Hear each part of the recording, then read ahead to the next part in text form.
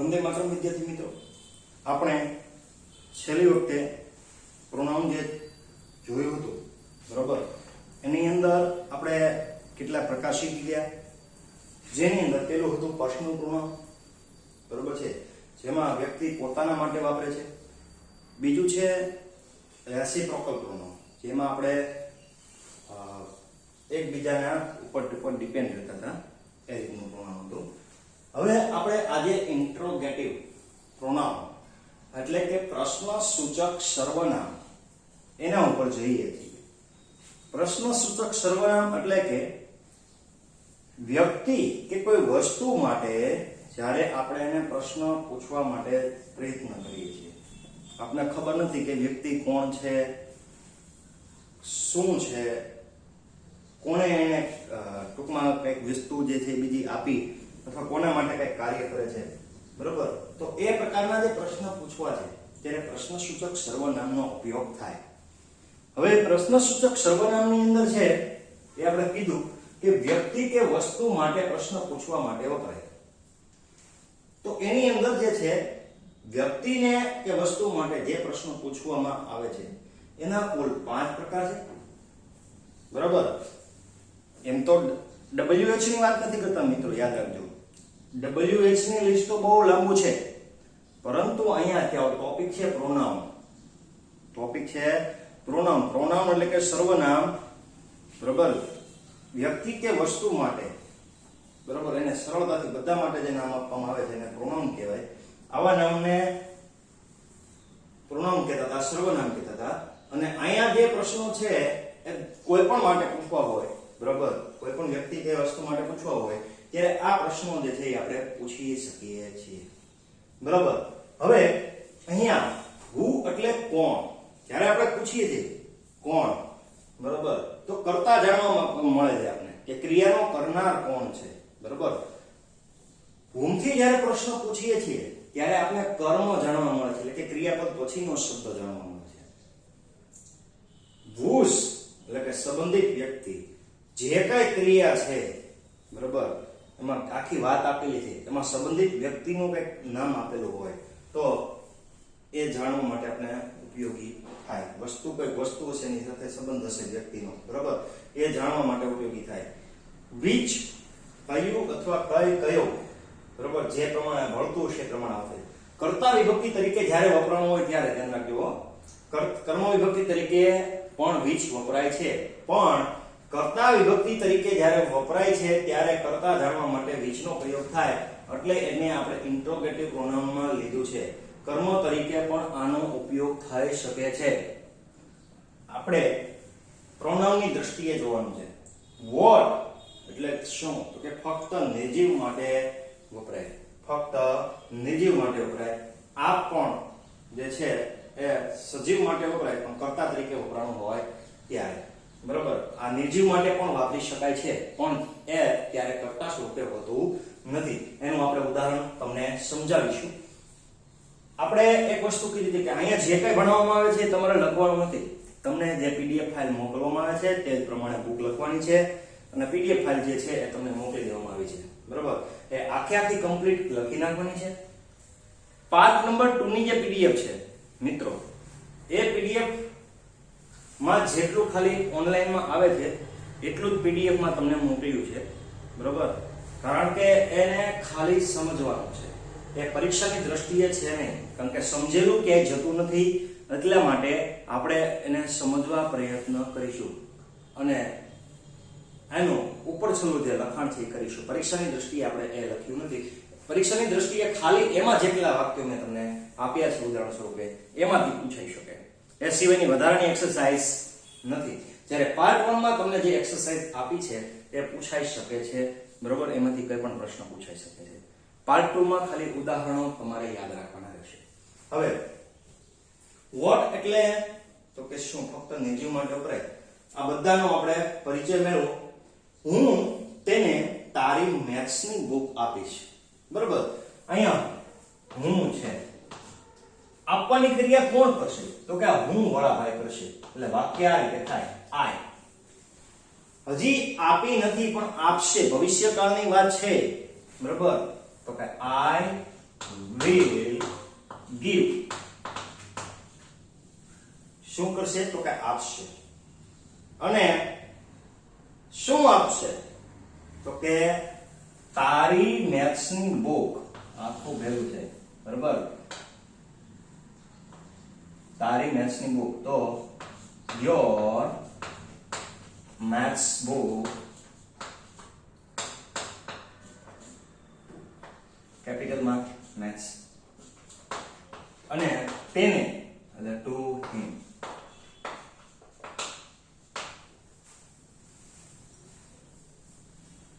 તો આ વાક્ય આખું આ રીતે થાય છે. હવે દાખલા તરીકે અહીંયા એક પછી એક શબ્દો જે છે હું મિત્રો તમને રિમૂવ કરીને શીખવાડું છું. દાખલા તરીકે હું શબ્દમાંથી કાઢવા માંગુ છું, બરાબર. કોણ તેને તારી મેથ્સની બુક આપશે? બરાબર, કોણ તેને તારી મેથ્સની બુક આપશે? બરાબર. તો કોણથી જ્યારે પ્રશ્ન પૂછું ત્યારે અહીંયા આઈ જે છે એ શું થઈ જાય છે? ગેરહાજર થઈ જાય. બરાબર. અને કરતા જાણવા માટે વપરાય. કોણ તેને તારી મેથ્સની બુક આપશે?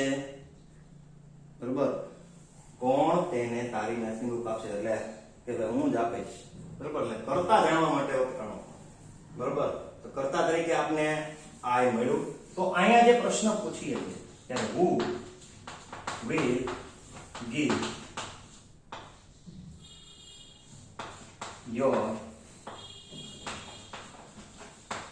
math book. અધૂરો પ્રશ્ન લખ્યો ટુ હિમ, ચોકે લખી નાખીએ તારી મેથ્સની બુક કોણ આપશે? બરાબર. તો આ રીતનું વાક્ય બન્યું. હવે દાખલા તરીકે whom થી પ્રશ્ન પૂછવાનો છે તો કર્મ જાણવા માટે વપરાય. કોનેથી પ્રશ્ન પૂછતા આપને કર્મ મળે છે. હું તેને તારી મેથ્સની બુક આપીશ. તું કોને તારી મેથ્સની બુક આપીશ? તું કોને તારી મેથ્સની બુક આપીશ? આપણે મિત્રો કીધું હતું કે શું અથવા કોનેથી પ્રશ્ન પૂછતા તમને કર્મ મળે. બરાબર. તો તું કોને તારી મેથ્સની બુક આપીશ? તો કે તેને. બરાબર. આ શબ્દ જે છે એ whom નો જવાબ આપશે કે whom will, પછી you give your maths book. અને એ સમયે હિમ શબ્દ નીકળી જશે કારણ કે તેને એટલે હિમ છે. બરાબર. એ શબ્દ રિમૂવ થઈ જાય. whom will you give your maths book? તું તારી બુક, તારી મેથ, તું કોને તારી મેથ્સની બુક આપીશ? તું કોને તારી મેથ્સની બુક આપીશ? તો કે તેને આપીશ. બરાબર. એટલે તમને જે મળ્યું એ અહીંયા કર્મ મળ્યું અને તેને આપીશ એટલે કોઈ વ્યક્તિ જશે. બરાબર. તો વ્યક્તિ જાણવા મનુષ્ય જાતિ માટે વપરાણો. બરાબર. પહેલામાં હું એટલે વ્યક્તિ જ હતી. બરાબર. હવે whose છે. કોનું સંબંધિત વ્યક્તિ જાણવા, કોઈ પણ વસ્તુ હશે અથવા તો વ્યક્તિ હશે એને સંબંધિત વ્યક્તિ કોણ છે એ જાણવા માટે whose નો પ્રયોગ થાય. દાખલા તરીકે તું તેને કોની મેથ્સની બુક આપીશ? તું તેને કોની મેથ્સની બુક આપીશ?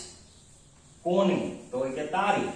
બરાબર. એટલે સામેવાળી વ્યક્તિ મળે છે તો કોની એટલે અહીંયા મેં કીધું કે મનુષ્ય સંબંધિત વ્યક્તિ જાણવા.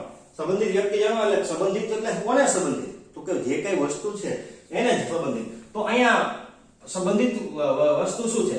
તો કે તારી મેથ્સની બુક. મેથ્સની બુક છે એ વસ્તુ છે અને એમાં તારી જે છે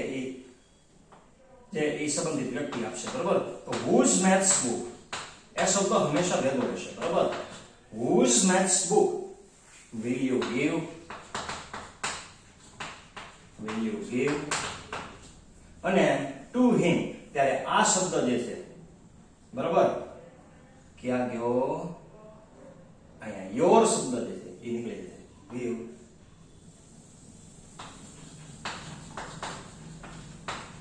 maths book. હવે મિત્રો આપણે યાદ કરો કે અહીંયા કર્તા વિભક્તિમાં આવતું હતું, જેમાં આપણે ભૂથી પ્રશ્ન પૂછ્યો એટલે મળ્યું. બરોબર, ભૂથી પ્રશ્ન પૂછતા આપણે આઈ નો મળ્યું. પછી whom-થી પ્રશ્ન પૂછ્યો, બરોબર, તો તમને શું મળ્યું? તો કે him મળ્યું. him કયું શેમાં આવતું હતું? તો કે એ કર્મમાં આવતું હતું અને એ whom-થી પ્રશ્ન પૂછતા મળ્યું. ત્યાર પછી અહીંયા યોર શબ્દ મળ્યો આપણે, યોર. બરાબર, આપને મળ્યો યોર શબ્દ. તો યોર શબ્દ શું છે? તો કે સંબંધ બતાવે છે જે તે વસ્તુ સાથે. તો એ શેનાથી પ્રશ્ન પૂછતા મળ્યું? તો કે whose-થી પ્રશ્ન પૂછતા આપને યોર મળ્યું. હવે આવે છે which.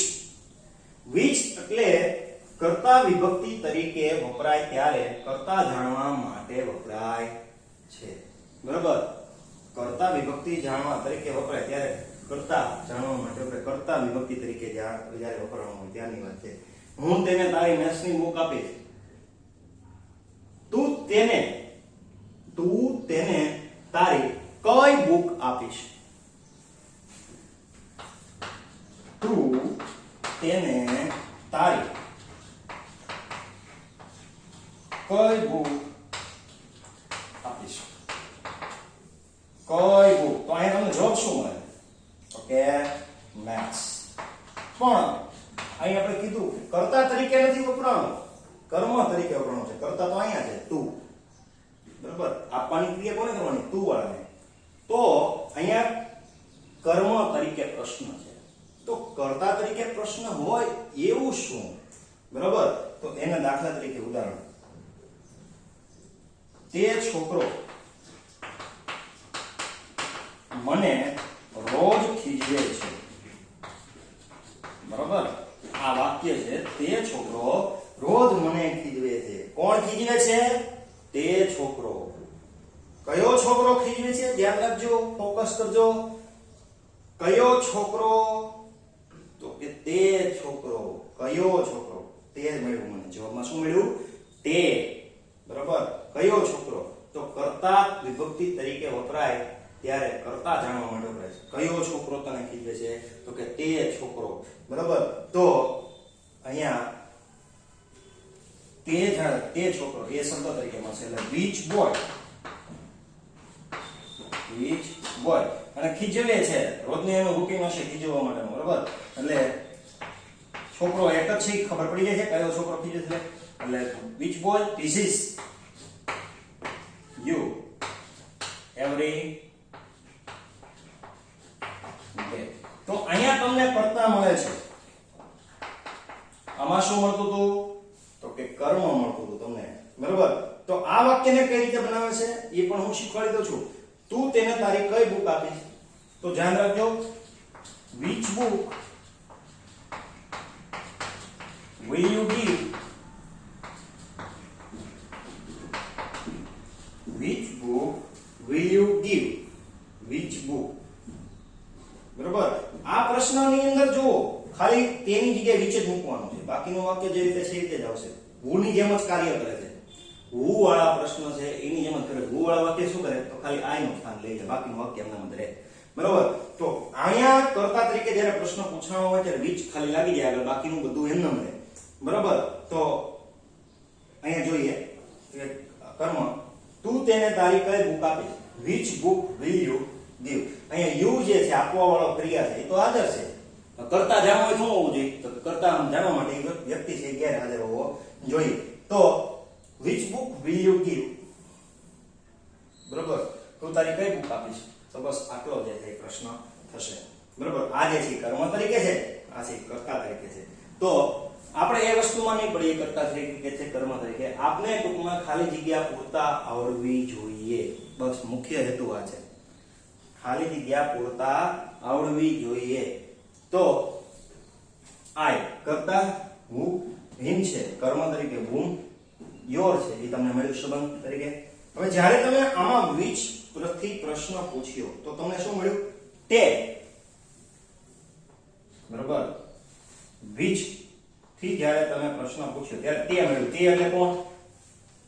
તો કે સામે વ્યક્તિ હશે. આંગળે ચીંધીને તમે કીધું હવે છોકરો છે તો ફાઇનલ છે એટલે હી ધેટ અને તમને શું મળે છે તો કે વ્યક્તિનું નામ જ મળે, બરોબર, એ કરતા મળ્યું અને which થી પ્રશ્ન પૂછતા એ પ્રાપ્ત થયું. હવે આગળ છે what. શું તો કે ફક્ત નિર્જીવ માટે પ્રશ્ન પૂછવો હોય, બરાબર, ત્યારે એના માટે આપીશ તું તેને તારું શું આપીશ, તું તેને તારું શું આપીશ, બરાબર. તો મેથ્સ ની બુક એ નિર્જીવ વસ્તુ છે, તો what will you give to him? What will you give to him? તું તેને શું આપે? ઓકે, મેથ્સ ની બુક, બરાબર.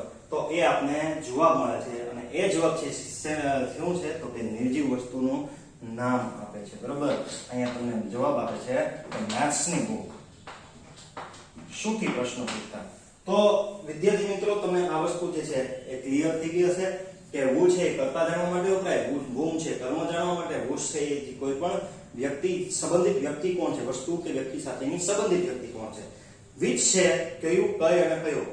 કર્તા તરીકે જ્યારે પ્રશ્ન પૂછવામાં આવ્યો છે કે કોણ, કયો છોકરો તને મારે છે, કયા સાહેબ તને ખીજાય છે, કયા મેડમ છે એ તને મારે છે, આવું બધું જ્યારે આપણે પૂછીએ, બરાબર, તો એ જે છે કર્તા તરીકે પ્રશ્ન પૂછેલા કહેવાય. હવે what ફક્ત નિર્જીવ માટે પ્રશ્ન પૂછવામાં આવે, બરાબર, ત્યારે what નો પ્રયોગ આપણે કરીએ છીએ. હવે આપણે આની આગળ એક્સરસાઇઝ જોઈ લઈએ.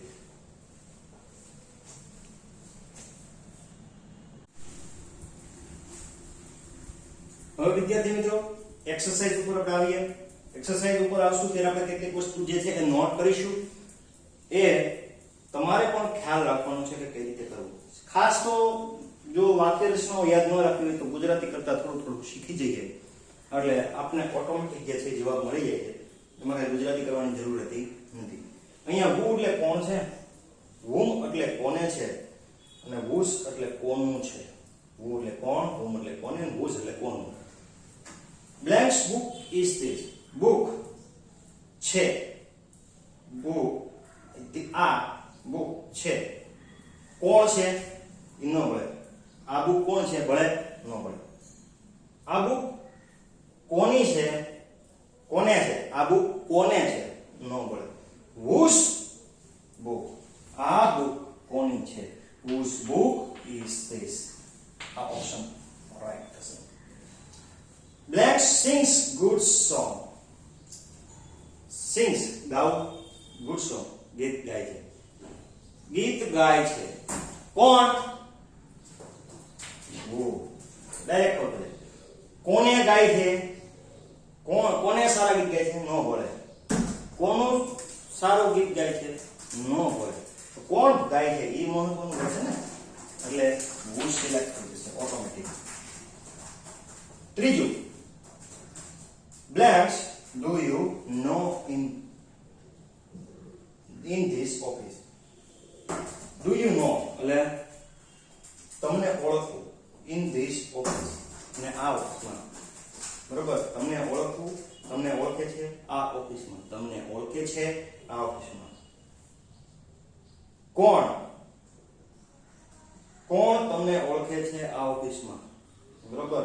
હવે અહીંયા ક્રિયાપદ પછી યુ આપી દીધું છે તો ઓળખવાનું કામ જે છે સામી વ્યક્તિ પાસે કરવાનું છે. whom do you know in this office.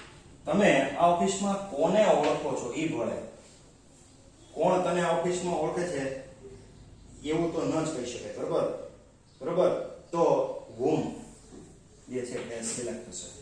એક વસ્તુ આપણે નોટ કરીશું, who થી જ્યારે પ્રશ્ન વાક્ય બનશે ને ત્યારે who હશે પ્લસ ક્રિયાપદ છે, પછી કર્તા જે છે એ નહીં કરે.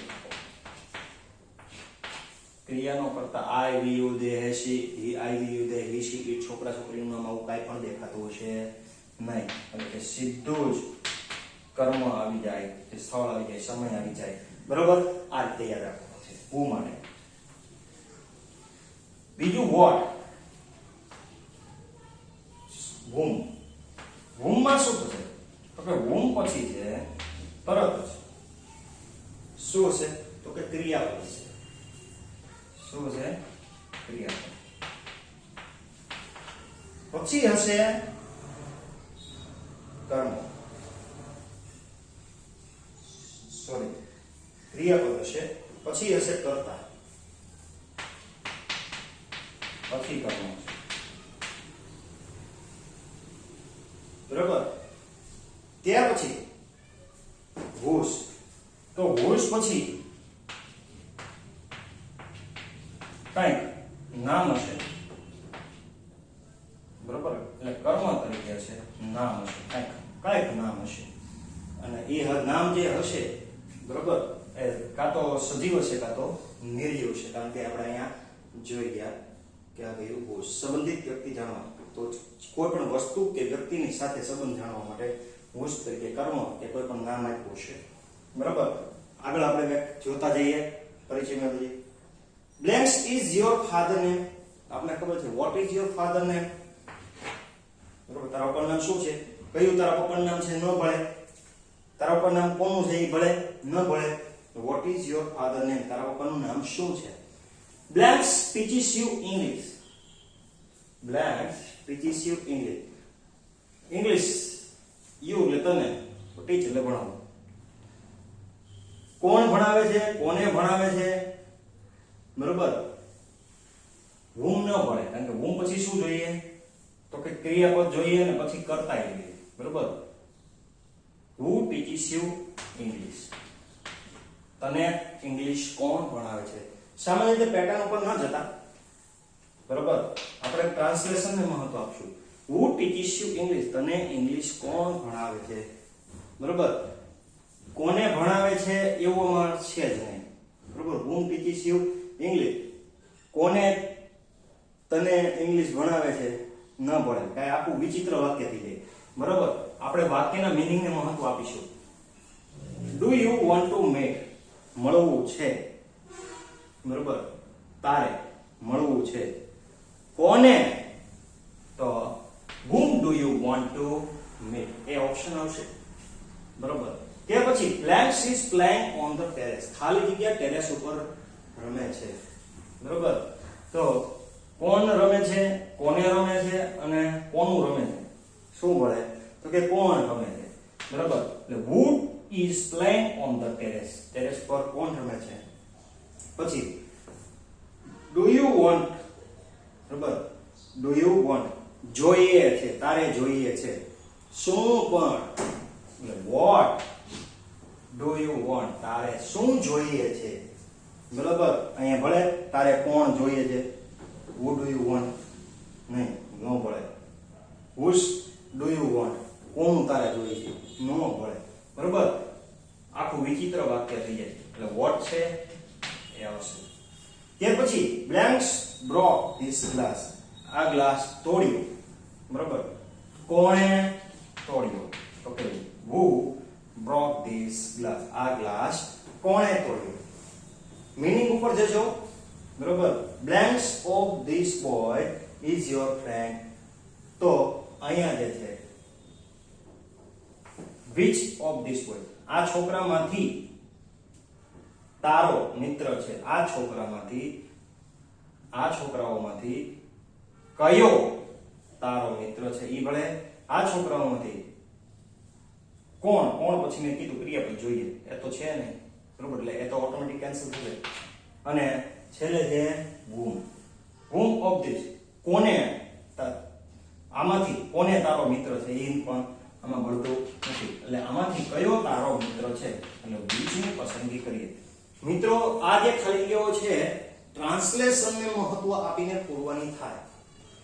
આ જે કઈ ખાલી જગ્યાઓ છે ટ્રાન્સલેશનને પૂરવીને કરી અને એને પૂરવાનો મતલબ થાય દર વખતે તમારું જે છે કે આનું ગુજરાતી આમ થતું હશે એ રીતે કરવાનું નથી. બરોબર. ટ્રાન્સલેશન કરી અને એને ખાલી જગ્યાને મહત્વ આપવાનું છે. તો આ હતું ઇન્ટ્રોગેટિવ પ્રોનાઉન, જેને પ્રશ્ન સૂચક સર્વનામ કહેવાય. કુલ 5 પ્રકારના કર્તા જાણવા માટે જે વપરાય છે, બરોબર, કર્તા કે કર્મ જાણવા માટે, એમાં જે 4 પ્રકારના જોયા એ વ્યક્તિને જાણવા માટે છે અને 5મું જે છે એ નિર્જીવને જાણવા માટે છે, બરોબર, વોટ. તો આ હતું આપણું ઇન્ટરોગેટિવ પ્રોનાઉન. હવે ત્યાર પછી આપણે નેક્સ્ટ જે પ્રોનાઉન જોઈશું એ બધા આપણે આગળના ધોરણમાં ઉપયોગી તો છે જ, અને આપણા પાઠ્યપુસ્તકની અંદર ક્યાંક કટકે આવી જતું હોય છે, આપણે ખ્યાલ નથી હોતો, બરોબર. તો એનો ખાલી આપણે પરિચય મેળવવાનું છે, એના ખાલી ઉદાહરણો જ આપણે ભણશું, એની આ રીતની કઈ એક્સરસાઇઝ જોવાના નથી. તો ફરી મળ્યા. જય હિન્દ, જય ભારત.